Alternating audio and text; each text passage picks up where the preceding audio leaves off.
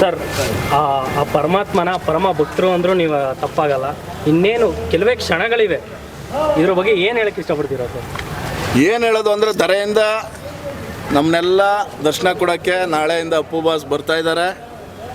ಏಕೆಂದರೆ ಅಭಿಮಾನಿಗಳಿಗೆ ನಾವೆಲ್ಲ ಒಂಥರ ಅನಾಥರಾಗ್ಬಿಟ್ಟಿದ್ದು. ಈ ಮೂಲಕ ಒಂಚೂರು ಸಮಾಧಾನ ಪಡ್ಕೊಬೇಕು. ಅಪ್ಪು ಬಾಸ್ ಆಶೀರ್ವಾದ ಮಾಡೋಕ್ಕೆ ನಾಳೆ ಬರ್ತಾ ಇದ್ದಾರೆ.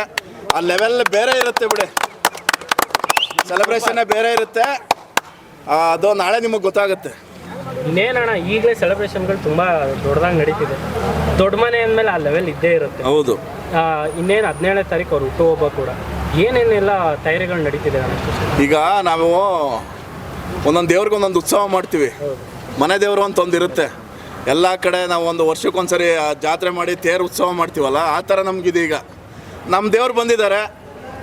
ರಥೋತ್ಸವ ಜೋರಾಗಿ ಮಾಡ್ತೀವಿ, ಜಾತ್ರೆ ಭರ್ಜರಿಯಾಗಿ ಮಾಡ್ತೀವಿ.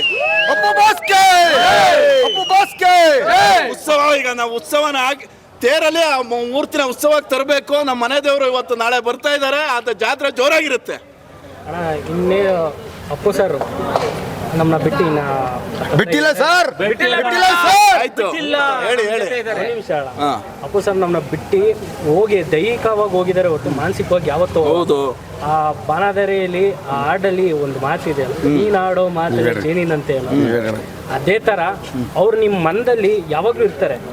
ಅದೊಂದು ನೆನಪು ನಿಮ್ಗಳಿಗೆ. ನಮ್ಮ ಉಸಿರಿವರೆಗೂ ಅವ್ರು ಇದ್ದೇ ಇರ್ತಾರೆ. ಯಾಕೆಂದ್ರೆ ಅವ್ರ ಜೊತೆ ನಾವು ಇದ್ದಿರೋದ್ರಿಂದ ಅವ್ರು ನಡೆದ ದಾರಿಲಿ ನಾವು ಹೋಗ್ತಾ ಇದೀವಿ. ಯಾವನೇನಾರ ಅನ್ಕೊಳ್ಳಿ, ಯಾವನೇನಾರ ಇದು ಮಾಡ್ಕೊಳ್ಳಿ, ನಾವು ಅದಕ್ಕೆಲ್ಲ ಮಾಡಬಾರ್ದು. ಅಪ್ಪು ಬಾಸ್ ಒಂದು ದಾರಿ ಹೇಳ್ಕೊಟ್ಟಿದ್ದಾರೆ ನಮಗೆ. ನೀವೇನೇ ಮಾಡಿ ಒಳ್ಳೆ ದಾರಿಲಿ ಹೋಗಿ ಅಂತ ಹೇಳಿದ್ದಾರೆ, ಕೆಟ್ಟ ದಾರಿಲಿ ಹೋಗ್ಬೇಡಿ ಅಂತ ಹೇಳಿದ್ದಾರೆ.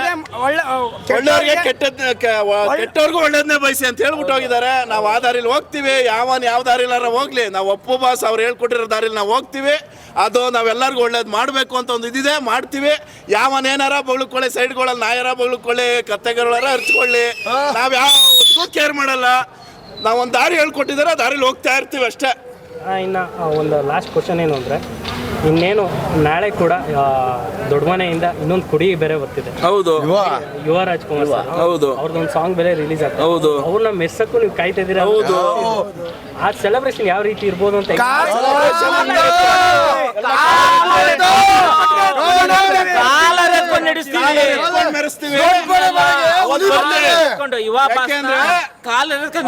ಅಲ್ಲಿವರೆಗೂ ಕಾಲರ್ ಹಿಂಗೆ ಇರುತ್ತೆ. ಕಾಲರ್ ಹಿಂಗಿರುತ್ತೆ.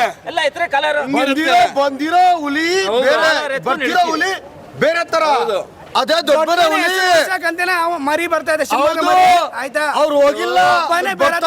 ನೋಡಿದಿರಾ, ಇದು ಬರೀ ಸಾಂಗು ಜಲಕ್ಕಷ್ಟೇ. ಇನ್ನು ಅದ್ ಬಂದ್ಮೇಲೆ ನೀವೇ ಮಿಡಿಯೋದ್ರು ಹೇಳ್ತೀರಾ ಈ ತರ ಹೀರೋ ಜಾತಿಗೆ ಜನಿವಾರ ತೋರ್ಸ್ಕೊಂಡ್ ಬರ್ತಿರೋ ಇನ್ನೊಂದು ಹುಲಿ ಅಂದ್ರೆ ಅದೇ ಯುವ. ಹೌದು, ಅವತ್ತ ಮಾತಾಡ್ತೀವಿ, ಕಾಲರ್ ಎತ್ತಿ ಮಾತಾಡ್ತೀವಿ. ಅವಾಗ ನಾವು ಇವಾಗ್ಲೇ ಆಲ್ರೆಡಿ ಕಾಲರ್ ಎತ್ತಿದೀವಿ. ಇದೇ ಸಂತೋಷ್ ಥಿಯೇಟರ್ ಬರುತ್ತೆ ಫಿಲಮ್. ಹಿಂಗೆ ಕಾಲರ್ ಎತ್ಕೊಂಡು ಓಡಾಡ್ತೀವಿ. ಒಂದ್ ಜಲಕ್ಕೆ ಎಷ್ಟೋ ಜನ ಬೆಚ್ಚಿಬಿಟ್ಟಿದ್ದಾರೆ. 29 ನಂತರ ಟೀ ಕುಡಿಯೋಕ್ಕೂ ಕಾಸಿರಲ್ಲ. ಟೀಕೆ ಕುಡಿಯೋಕ್ಕೂ ಕಾಸಿರಲ್ಲ. ಅದಂಗೆ ಆಗುತ್ತೆ.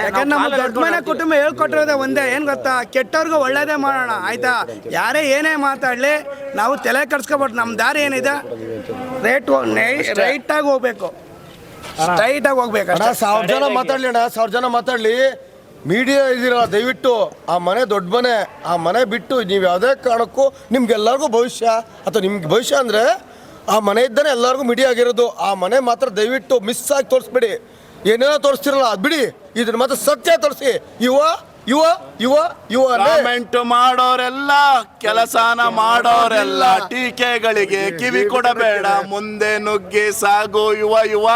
ಬರ್ತಾ ಇದಾರೆ 29ಕ್ಕೆ, ಅವಾಗ ತೋರಿಸ್ತೀವಿ. ಅಣ್ಣ, ಕಡೆದಾಗಿ ಲಾಸ್ಟ್ ಕ್ವಶನ್ ಏನಂದ್ರೆ, first day first show Kannada cinema ನೋಡಿ ಅಂತ ಬಾಸ್ ಹೇಳ್ಬಿಟ್ಟು ದೊಡ್ಡ ಮನೆ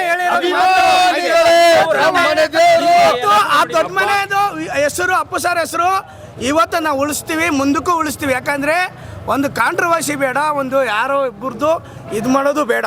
ಯಾಕಂದ್ರೆ ನಮ್ಮ ಭಾಷೆ ಕನ್ನಡ ಪಿಕ್ಚರ್ ನೋಡಿ, ಆಮೇಲೆ ಮಿಕ್ಕಿದ್ದು ಕನ್ನಡ ಸಿನಿಮಾ. ನಾವು ಕನ್ನಡಿಗರೆಲ್ಲ ಫಸ್ಟ್ ಕನ್ನಡ ಫಿಲಮ್ ನೋಡೋಣ, ಕನ್ನಡ ಫಿಲಮ್ ಉಳಿಸೋಣ.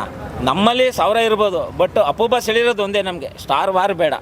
ಸ್ಟಾರ್ ವಾರು ಅಪ್ಪು ಬಾಸ್ ನಮ್ಗೆ ಹೇಳ್ತಾ ಇದ್ದೇನೆ ಅಂದ್ರೆ, ಕನ್ನಡ ಸಿನಿಮಾ ಎಲ್ಲ ಹೀರೋಗಳು ನಾವು ಸಿನಿಮಾ ನೋಡ್ತೀವಿ ಅಂದ್ರೆ ಮನೆ ದೇವರು ಅಂತ ಒಂದು ಇರುತ್ತಲ್ಲ, ಅದೇ ನಮ್ ದೇವ್ರು. ನಮ್ದು ಒಬ್ಬೊಬ್ರದ್ದು ಮಲೆ ಮಹದೇಶ್ವರ ಇರುತ್ತೆ, ಒಬ್ರು ಮಂಜುನಾಥ ಸ್ವಾಮಿ ಇರುತ್ತೆ, ಒಬ್ರು ಆಂಜನೇಯ ಇರುತ್ತೆ, ಒಬ್ರು ಲಕ್ಷ್ಮೀದೇವಿ ಇರುತ್ತೆ. ಅಂದ್ರೆ ಎಲ್ಲಾ ದೇವ್ರಿಗೆ ಕೈ ಮುಗಿತೀವಿ. ನಮ್ಮ ಮನೆ ದೇವ್ರು ಅಂತ ಒಂದಿರುತ್ತಲ್ಲ, ಅದಕ್ಕೆ ಜಾಸ್ತಿ ಪೂಜೆ ಮಾಡ್ತೀವಲ್ವಾ. ನಮ್ಮ ಮನೆ ದೇವ್ರು ಅಪ್ಪು ಬಾಸು. ಎಲ್ಲಾ ಹೀರೋಗಳಿಗೂ ನೋಡ್ತೀವಿ, ನಮ್ಮ ಅಪ್ಪು ಬಾಸ್ನ ಮೆರೆಸ್ತೀವಿ. ಫಸ್ಟ್ ಶೋ ನೋಡ್ತೀವಿ, ಬಾಸ್ ಹೇಳ್ಬಿಟ್ಟು ಹೋಗಿದ್ದಾರೆ, ನಾವು ಮಾಡ್ತೀವಿ ಅಷ್ಟೇ.